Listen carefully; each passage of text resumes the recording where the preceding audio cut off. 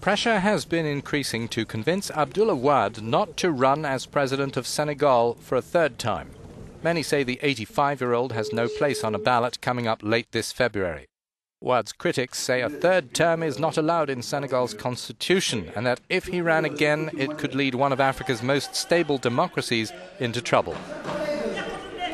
Senegal's most violent riots under Wade's rule took place in June, when he tried to reduce the proportion of votes needed to win an election to 25% to avoid a runoff.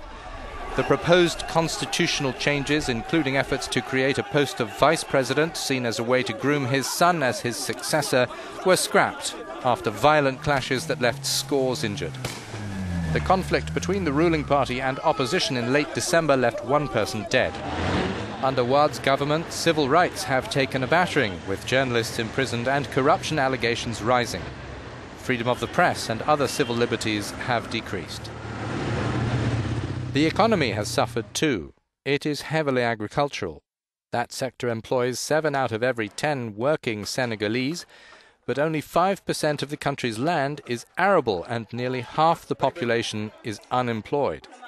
More than 43% live under the poverty line. The public debt is 22%, and Senegal survives on foreign aid, which fuels 32% of all state spending. Wade was first elected in 2000 with a 2-term mandate and re-elected in 2007, but since the length of presidential terms was changed while he was in office, he argues that he should be allowed another term. Opposition and civil society fiercely disagree. His son Karim entered politics in 2009 at municipal level. His experience is limited to winning solely in his own local constituency, but then he was handed the portfolios of 4 ministries amid howls of nepotism. Equally inexperienced in politics, Senegalese music icon Youssou N'Dour, world famous, has announced his candidacy along with many others. Later this month, the Constitutional Council is expected to rule on Wade's eligibility to run.